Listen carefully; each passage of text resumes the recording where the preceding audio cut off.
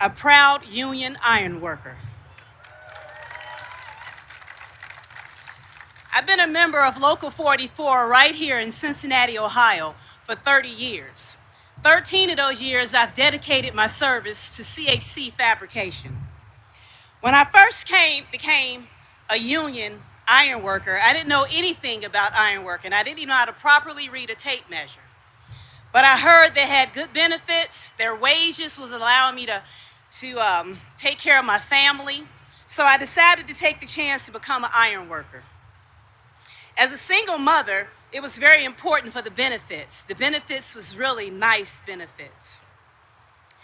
My union has built this city from the ground up. And now, thanks to President Biden's, our leader, and the work of other leaders here today, we are rebuilding and replacing the Brent Spence Bridge. It's a boost for the workers.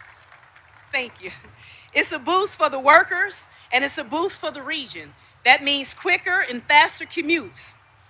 Iron workers like me, and my brother and sister iron workers of Local 44, and other tradesmen get the opportunity to work on the bridge. This brings jobs, this brings money, which is very well needed right now, today, in Cincinnati and Kentucky.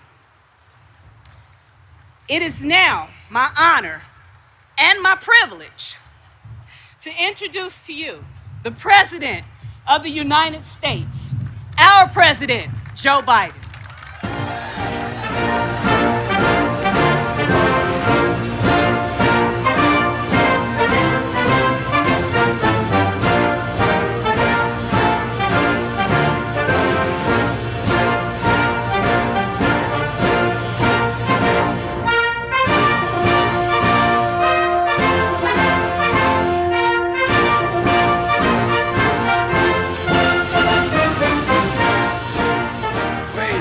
Have a seat if you have one.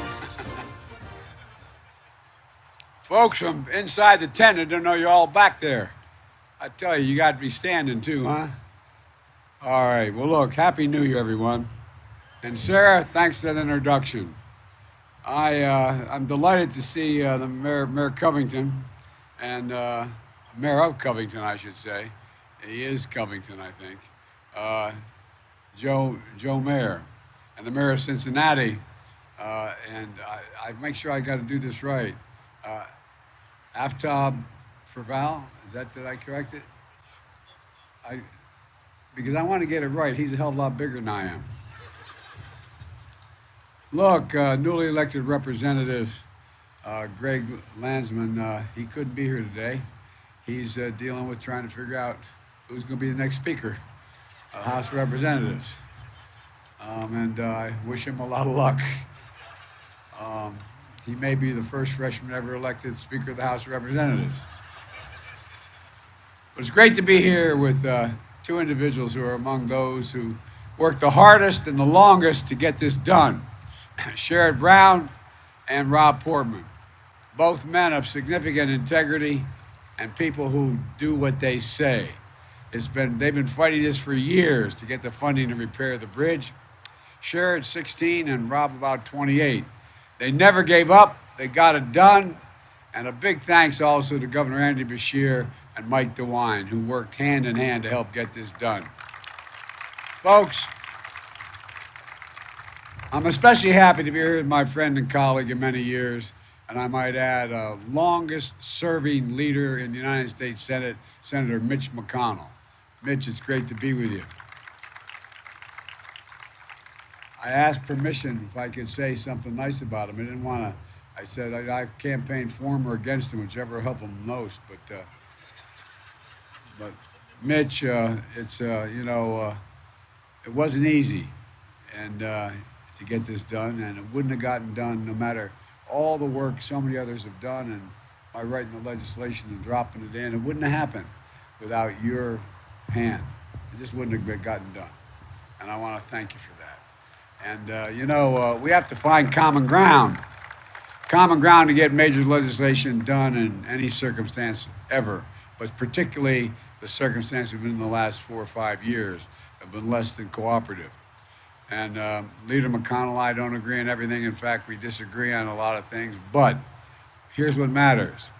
He's a man of his word. When he gives you his word, you can take it to the bank, you can count on it, and he's willing to find common ground to get things done for the country. So thank you, Mitch. Thank you. And that's exactly what we did in the bipartisan infrastructure law, which got done in no small part because of Mitch's leadership.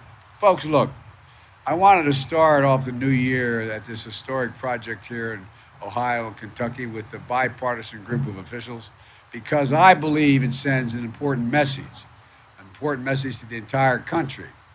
We can work together. We can get things done. We can move the nation forward.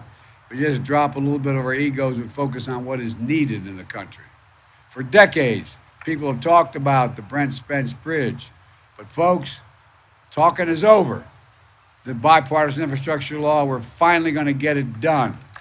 And the law, it's the most significant investment. This whole bill is the most significant investment in American roads, bridges, since the Eisenhower Interstate Highway System. Over $1 billion from the infrastructure law for this. It's going to upgrade the bridge, and the delegation has fought so hard to get done for so long. And here's why it's so important. This bridge connects Ohio and Kentucky, carries Interstate 71 and 75 across the Ohio River. It's on one of the nation's busiest freight routes.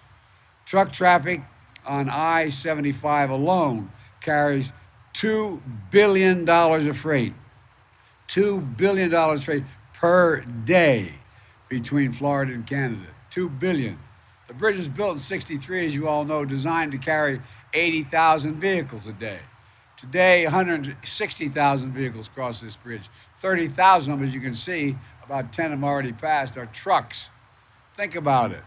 A bridge built over half a century ago, handling double the volume it was built for. It's the second most congested truck bottleneck in the entire United States. It doesn't take an engineer to tell anyone in this neck of the woods that the recipe for dangerous accidents, delayed shipments, and notorious gridlock, you're looking at it. Folks around here understand. You all saw what happened 2 years ago. 2 years ago when the bridge was closed for weeks because of the damage from a crash.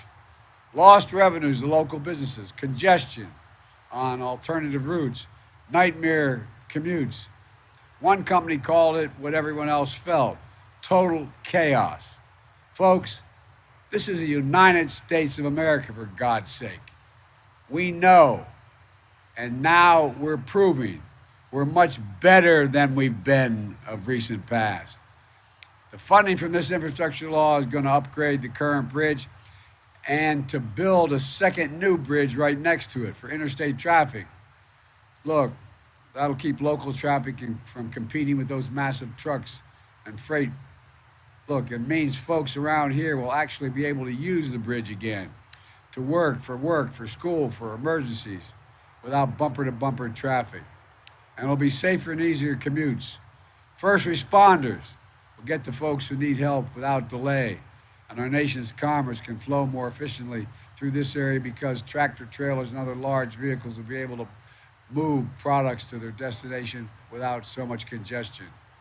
Look, it's not just here that the infrastructure law is being used, and we're just getting started. We're doing it all across America, from coast to coast. As I speak, the Vice President of the United States is in Chicago today. We're rebuilding 4 drawbridges in the South Side, so barge and ship traffic will continue to move in and out of Illinois' International Port. We're going to move product faster and from ships to shelves. Secretary Pete Buttigieg is in Connecticut. We're renovating the Gold Star Memorial Bridge so traffic along the busy northeast corridor of the United States can move smoothly along I-95. Tomorrow, Mitch Landrieu, our infrastructure coordinator, is going to be in San Francisco. We're upgrading the iconic Golden Gate Bridge so it can withstand future earthquakes and be around for generations to come. It's not just bridges. Already over 1 million households across Ohio and Kentucky are getting access to high-speed internet through the infrastructure law. Didn't exist before. Right across the river in Cincinnati, we're going to award $127 million to replace the old Western Hills Viaduct with a new structure to make freight movement by road and rail more reliable and efficient a critical piece right at the beginning of this entire corridor, and I know a big priority for you, Mr. Mayor. And on the Tennessee River here in Kentucky, we're investing $465 million to finish building the Kentucky Lock and Dam to clear barge traffic. And we're going to lead to more economic growth in this area. In Louisville, transforming 9th Street from a 6-lane thoroughfare into an area of large pedestrian zone, bicycles, bus lanes, better public space. In Lancaster, Ohio, and Hopkinsville, Kentucky, the infrastructure law is helping companies that make batteries for electric vehicles build new manufacturing sites, create more jobs. So our electric vehicle future is going to be made in America, all of it. And we're doing all this with American workers and American products that are made in America. It's a simple concept. I can sum it up in 2 words. Buy American. I don't sign anything that the Congress passes unless it's buying something American. With Sherrod Brown's help, we're making sure that the iron, steel, construction materials that they're building this bridge are made here in America, in the United States, made in Ohio, made in Kentucky, employing thousands of people all by itself. And that's the work we're going to do largely, and it's being largely done by unions, not labor, union. I can say the word, union. Laborers, electricians, carpenters, cement masons, iron workers, steel workers, communication workers, auto workers, and so much more. These are good jobs you can raise a family on, and most don't require a college degree. All this is about making an investment in America's heartland, and America's people, and America's future. It's about making things in America again. It's about good jobs. It's about the dignity of work. It's about respect. And folks, it's about damn time we're doing it.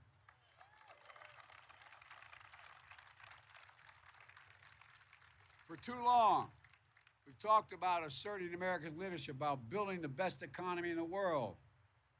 But to have the best economy in the world, the reason I pushed this bill to begin with, you have to have the best infrastructure in the world. You can't have the best economy in the world without having the best infrastructure in the world. To get products to market, creating thousands of good-paying jobs. For most of the last century, we led the world by a significant margin because we invested in our people. We invested in ourselves. But along the way, we stopped. We used to rank #1 in the world in research and development from the federal government's funding. Now we rank #9. China used to rank #8. Now China ranks #2. We risk losing our edge as a nation. And China and the rest of the world are catching up. Communities in places like Ohio and Kentucky saw factories leave, towns hollowed out, infrastructure start to crumble. Just between 1990 and 2020, Ohio lost more than 350,000 manufacturing jobs. 350,000 lost. Kentucky lost 20,000. Now we're back on track. Folks, where is it written?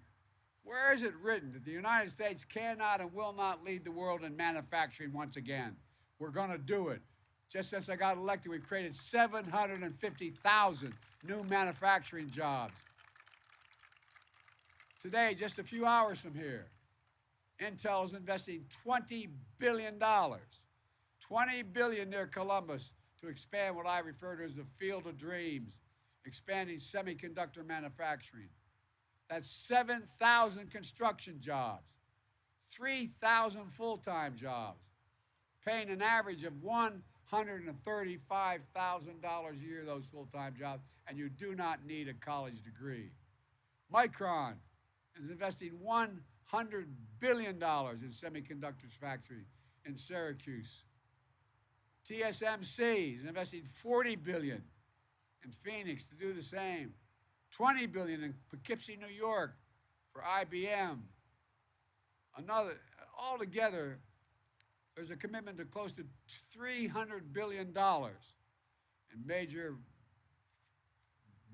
private investment in American manufacturing and to bring semiconductor manufacturing back to the United States. By the way, We invented the semiconductor, the United States. Then we got back on our heels. No, think about it. Think about why the recession got so bad 2 years ago. Cars got so expensive. We didn't have semiconductors. Scores of them are in the engines of every automobile. We invented them.